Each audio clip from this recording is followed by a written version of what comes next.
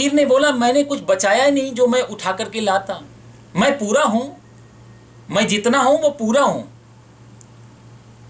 सब कुछ तो जल चुका है, बचा ही क्या है, सब कुछ तो जल चुका है, अब बचा ही क्या है, और यदि मैं बच गया हूं तो जला ही क्या है। फकीर ने कहा मैं तो पूरा हूं।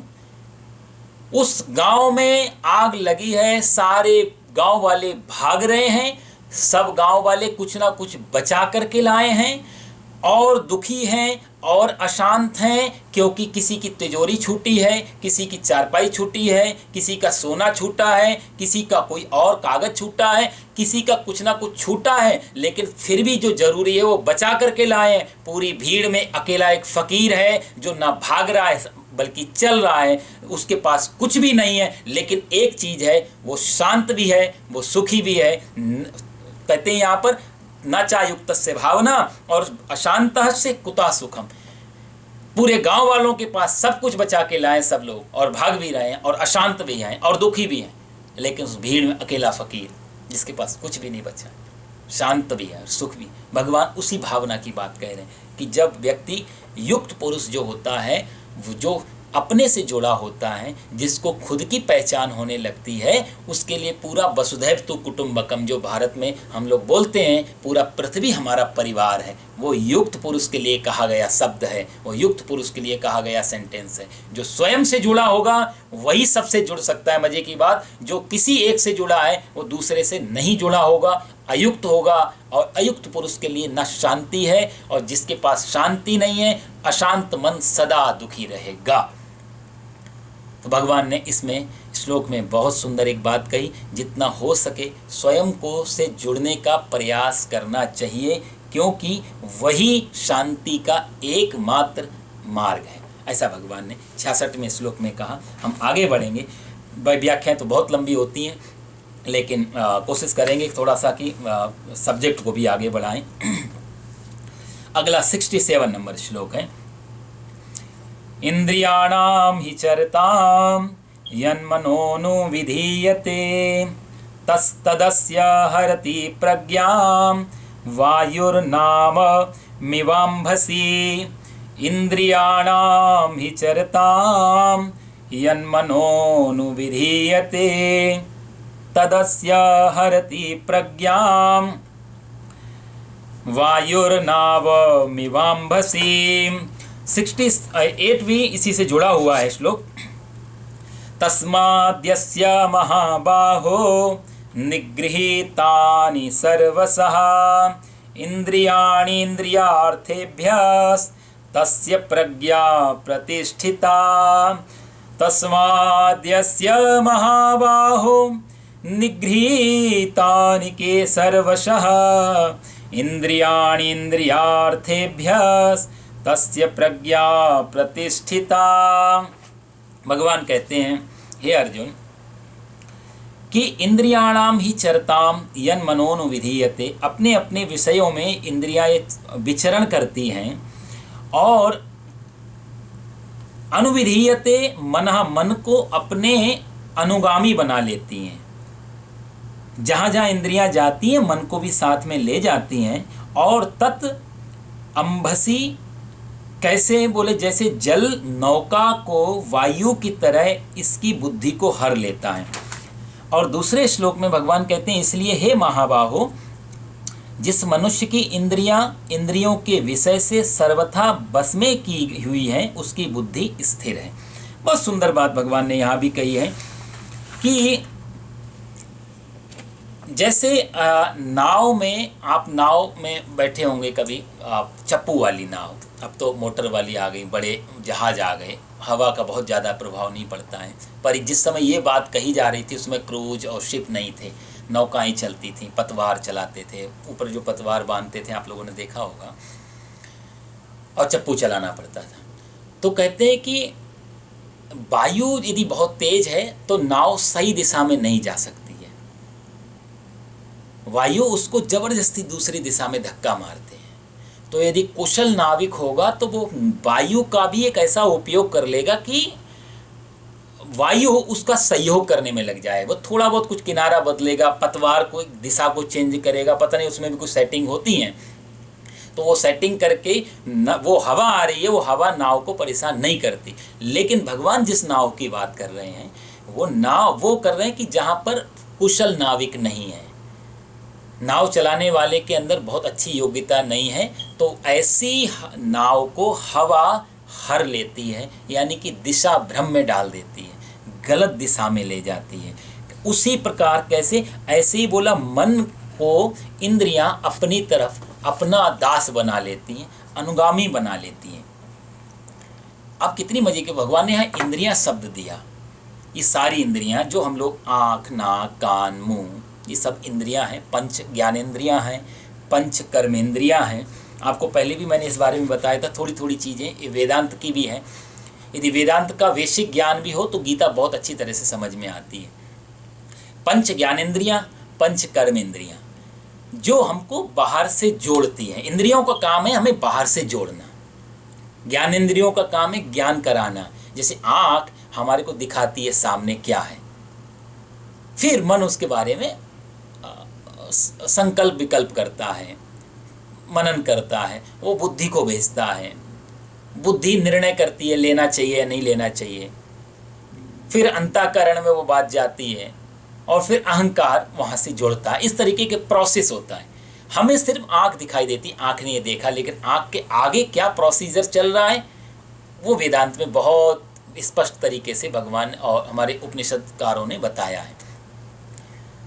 तो आँख सिर्फ देखती ही नहीं है, आँख देखने के बाद का क्या परिणाम होता है, भगवान यहाँ पर इस श्लोक में कहते हैं कि इंद्रियां और मन ये हम लगभग एक ही साथ जोड़ देते हैं।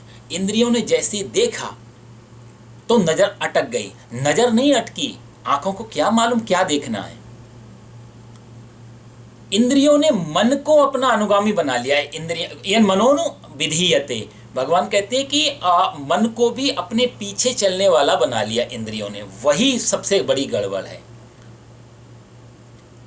असली गड़बड़ वही होती है कि इंद्रियां अपना काम कर रही हैं, यहां तक तो ठीक है, इंद्रियां मन को ना खींचे हमारी परमिशन के बिना। हमें कई बार पता ही नहीं चलता, हमें कई बार समझ ही नहीं आता ये कैसे हो गया। जैसे हमने किसी के कान से, किसी के मुख से अपने लिए अपशब्द सुने, गाली सुनी। कान का काम है बाहर की चीज़ों को, शब्दों को सुन लेना, अपने अंदर डाल देना। फिर कान की इंद्रिय ने शब्द सुने, अच्छे शब्द थे या बुरे शब्द थे, ये मन तक पहुँचे। मन ने संकल्प विकल्प किया कि ये हमारे लिए गाली दे रहे थे, ये हमारी स्तुति कर रहे थे, ये अच्छा संगीत था या बुरा कोई शब्द था। और मजे की बात, हम दोनों जगह अटकते हैं। अच्छा हो बहुत तो भी अटक जाते हैं, बुरा हो तो भी अटक जाते हैं, कोई गाली दे तो भी ठहर जाते हैं, उसको बदला देना है। अच्छा संगीत सुन रहे तो भी अटक जाते हैं, अरे नहीं बहुत सुंदर है, तो मन कहेगा नहीं नहीं रुकना चाहिए, बुद्धि के पास भेजेगा, बुद्धि निर्णय लेगी, ठीक है रुक जाते हैं। और अहंकार तक पहुंचा तो होता है मैं संगीत सुन रहा हूं, ये अंतिम अवस्था होती है। भगवान यहीं पर अर्जुन से कहते हैं कि कान का जैसे काम है संगीत सुना, लेकिन जब वो मन को खींचती है कि नहीं रुको सुनना ही चाहिए, वही गड़बड़ है। आप डिसाइड करें उसका, सुनना चाहिए, आपके पास टाइम है या कुछ और काम करने जा रहे हैं,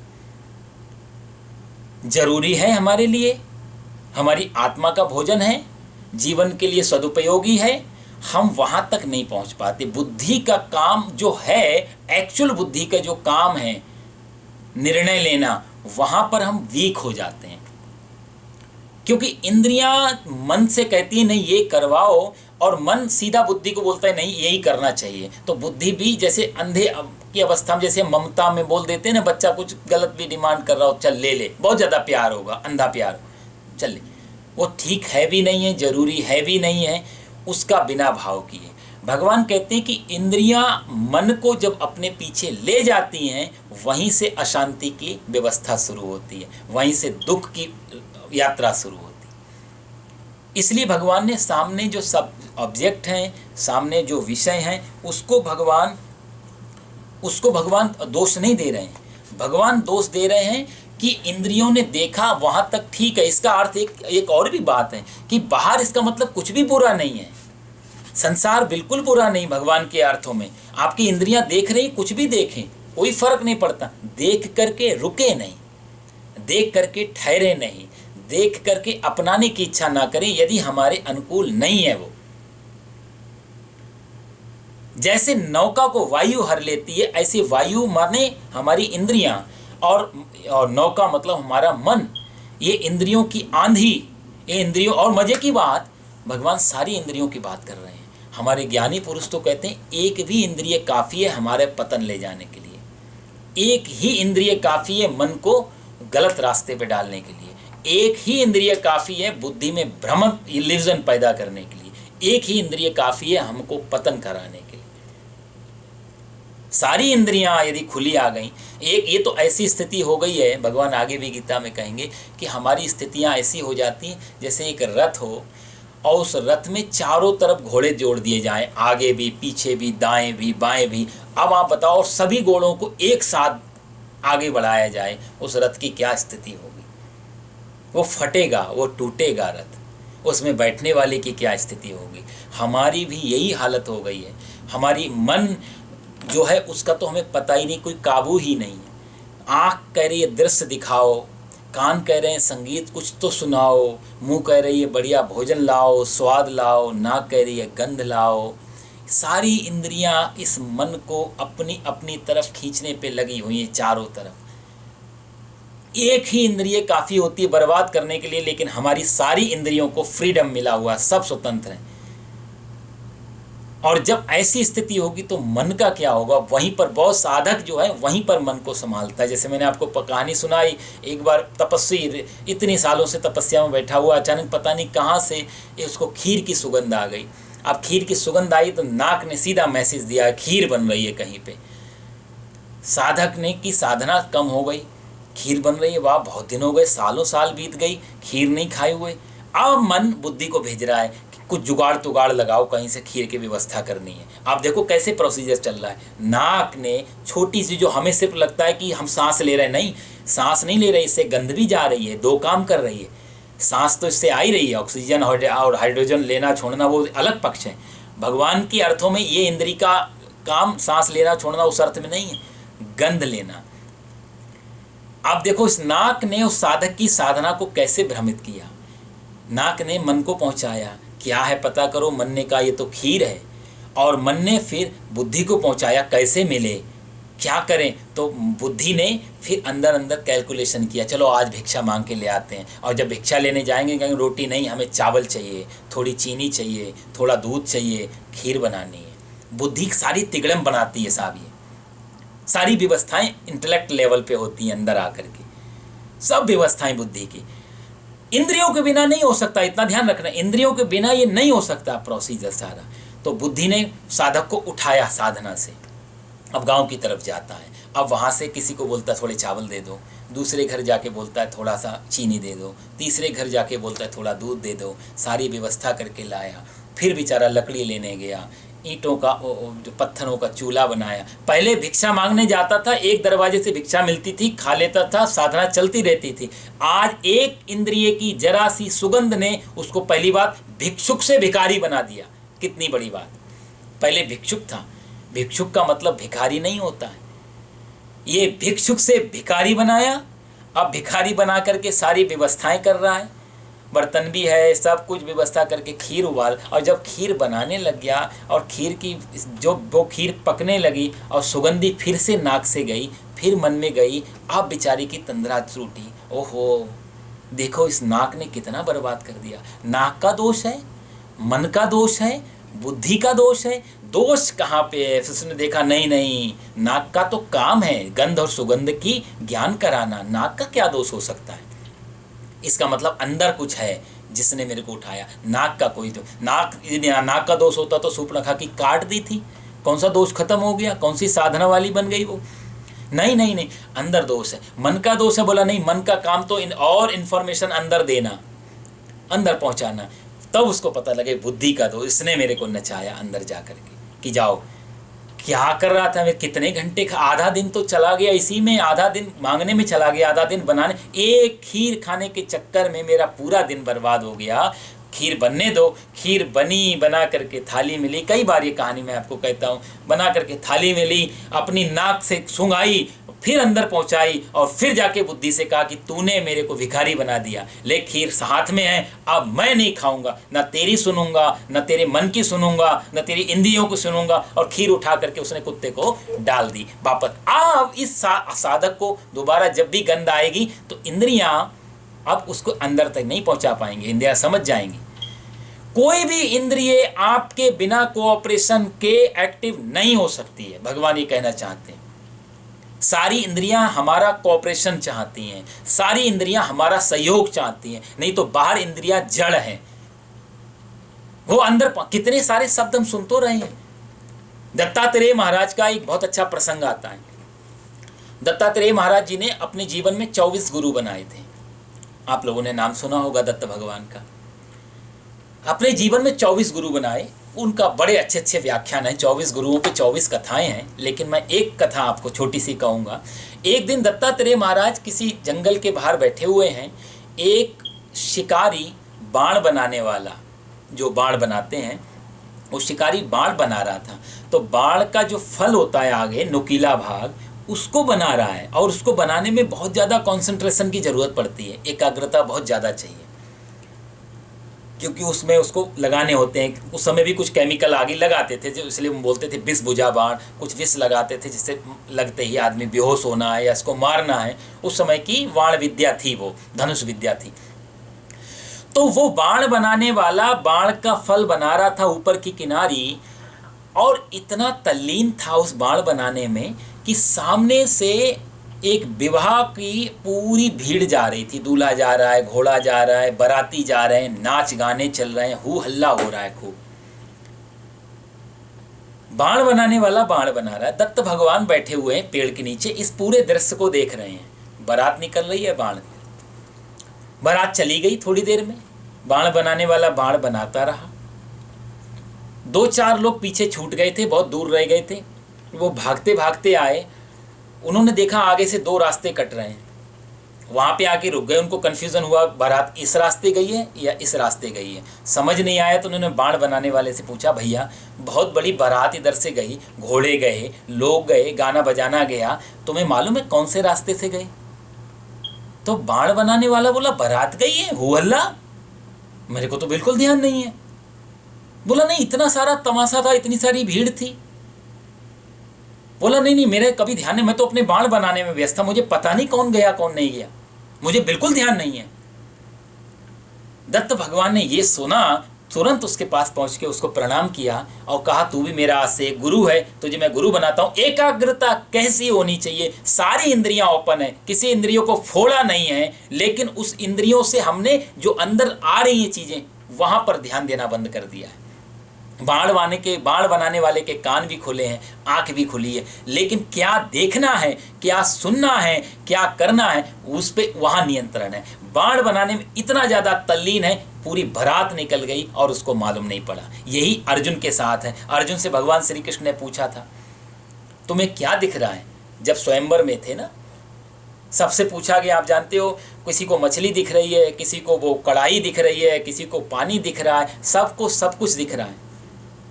अर्जुन की दृष्टि कहाँ है? सीधे मछली की आंख पे, लक्ष्य पे जिसकी दृष्टि है। और विद्यार्थी जीवन में भी द्रोणाचार्य ने उससे पूछा था, पक्षी दिख रहा है, पेड़ दिख रहा है, सबको कुछ ना कुछ दिखता था। अर्जुन बोला, मुझे सिर्फ और सिर्फ पक्षी की आंख दिखाई दे रही है। द्रोणाचार्य ने कहा, बस जब इतना माइक्रो लेवल, जहाँ केंद्र बिंदु है, जहाँ सेंटर पॉइंट है, यदि वहां पर तुम्हारी दृष्टि पहुंच गई, बाण छोड़ दो, लगेगा तुम्हारे लक्ष्य पे जाकर के। बुराई विषयों में नहीं, बुराई इंद्रियों में नहीं, बुराई होती है जब हमारी इंद्रियां इस मैसेज को अंदर भेजती हैं और अंदर कैलकुलेशंस होते हैं, और अंदर मजे की बात, कैलकुलेशंस होने के बाद में हम हार जाते हैं गलत के साथ खड़े होकर के। भगवान उसकी बात कर रहे हैं कि जब अर्जुन, जब ये इंद्रियां मन को हर लेती हैं, वहीं से पतन का रास्ता शुरू होता है।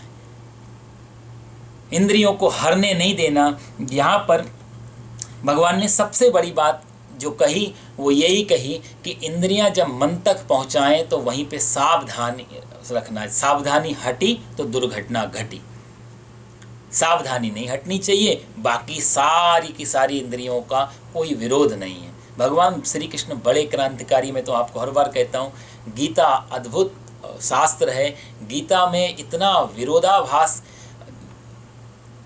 जैसे दूसरे शास्त्रों में विरोधाभास बहुत है, किसी चीज़ को छोड़ो किसी चीज़ को लो, भगवान ने गीता में विरोधाभास को ख़त्म कर दिया। हर चीज़, चाकू का उपयोग कर लिया, कैंची का उपयोग कर लिया, आपको डॉक्टर बना दिया, आप चाकू का उपयोग करो, आप कैंची का उपयोग करो, क्या फ़र्क पड़ता है? आप क्या हैं उस पर ज़्यादा मायने रखता है। आप डाकू हैं तो आपके लिए चाकू खतरनाक है, आप बच्चे हैं तो आपके लिए चाकू खतरनाक है, लेकिन आप डॉक्टर हैं तो आपके पास चाकू छुरी कैंची सब होना ही चाहिए। वही हथियार हैं। वो हथियार किसके हाथ में है वो बहुत मायने रखता है। इंद्रियां बुरी नहीं है, इंद्रियों किसके साथ में, हमारा मन कितना कमज़ोर है, हम कितने कमज़ोर। इसीलिए साधना, प्रीवियस स्टेज में साधना जरूरी हो गई। चाहे वो व्रत हो, चाहे वो पूजा हो, चाहे वो मंदिर जाना हो, चाहे वो सारी साधनाएं बहुत ज़्यादा जरूरी हो गई, क्योंकि हम कमज़ोर हैं। भगवान श्री कृष्ण जहाँ जिस लेवल की बात कर रहे हैं उस लेवल पे, वहाँ पर जब आप मजबूत हो गए, फिर आप वापस संसार में आ जाओ, फिर आराम से घूमो, सारी चीज़ों को भोग करो, कोई फ़र्क नहीं पड़ता। चीज़ों का दोष नहीं है, दोष है हमारी कमजोरी का।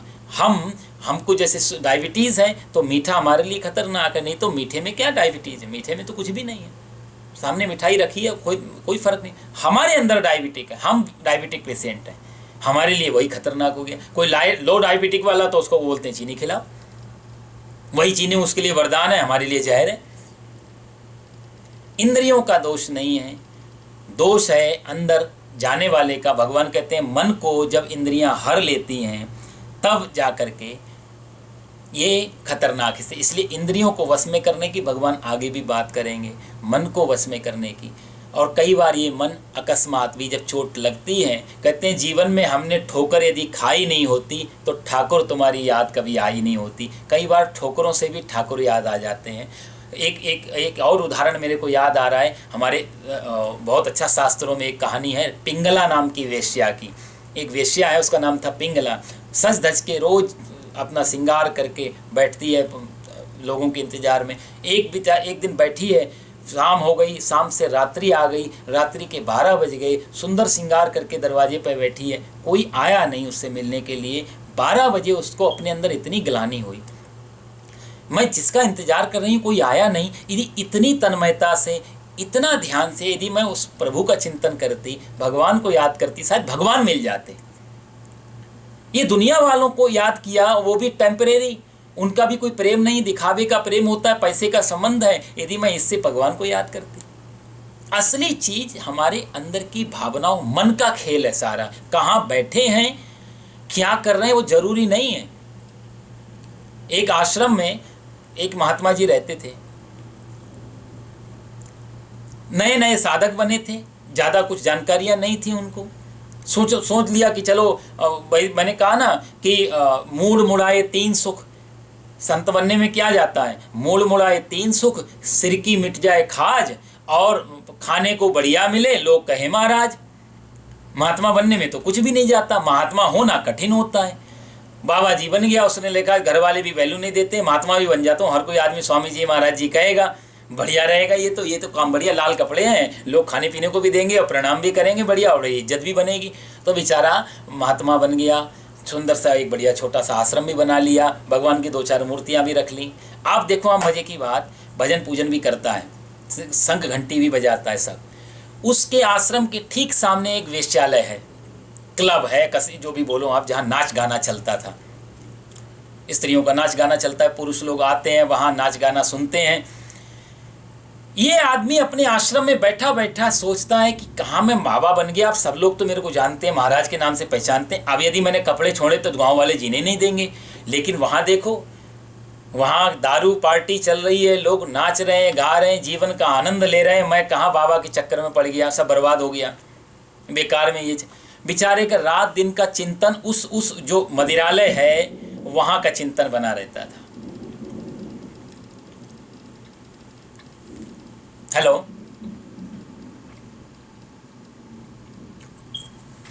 हेलो,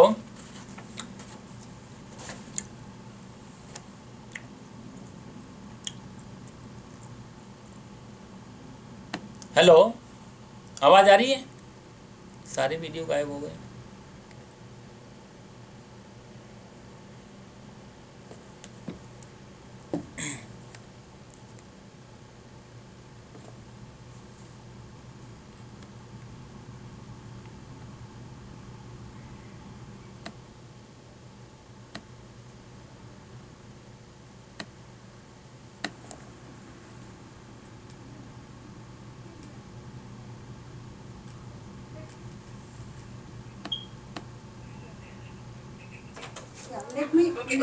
Let me लाइट गई थी reconnect. शायद। Light gate. Let me reconnect, okay? दोबारा काटना पड़ेगा। हाँ, दोबारा से ज्वाइन होना पड़ेगा तुमको। बहुत अच्छा प्रवचन चल रहा है आज, बहुत अच्छा लग रहा है आज का सब्जेक्ट भी बहुत अच्छा है।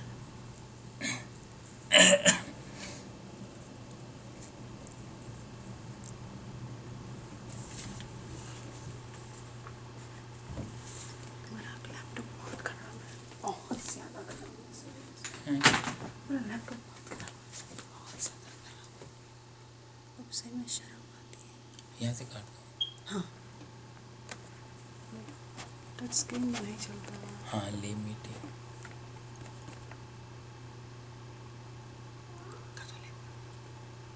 हाँ, आ रही है तो शुरू कर, मैं आ रही हूँ।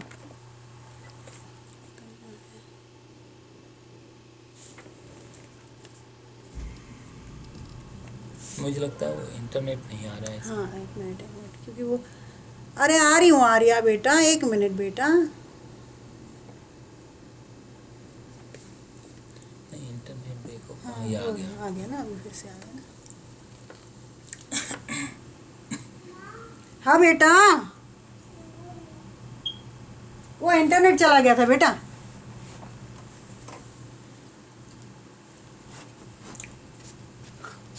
डरने की जरूरत नहीं है, वो ये भी डर रही है ना। पापा पापा हम्म। आ गया। गड़गड़ाहट सुनाई दे रहा है, मुझे बहुत डर लग रहा है। कोई बात नहीं। ईमेल क्यों मांग रहा है?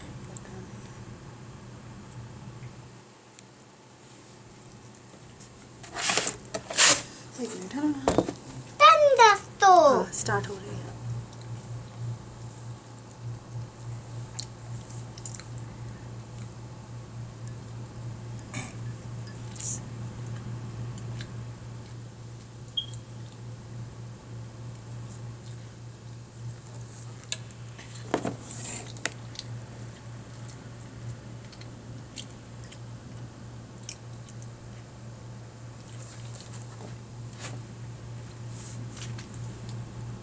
Hello,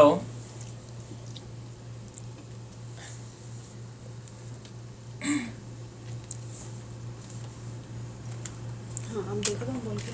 hello. हाँ, म्यूट पे हो तुम।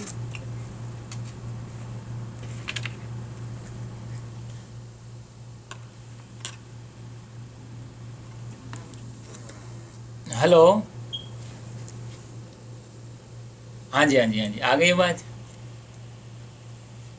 आओ, सॉरी। हाँ, ये लाइट चली गई थी शायद, मुझे लगता है बारिश है या कुछ है। जी। तूफान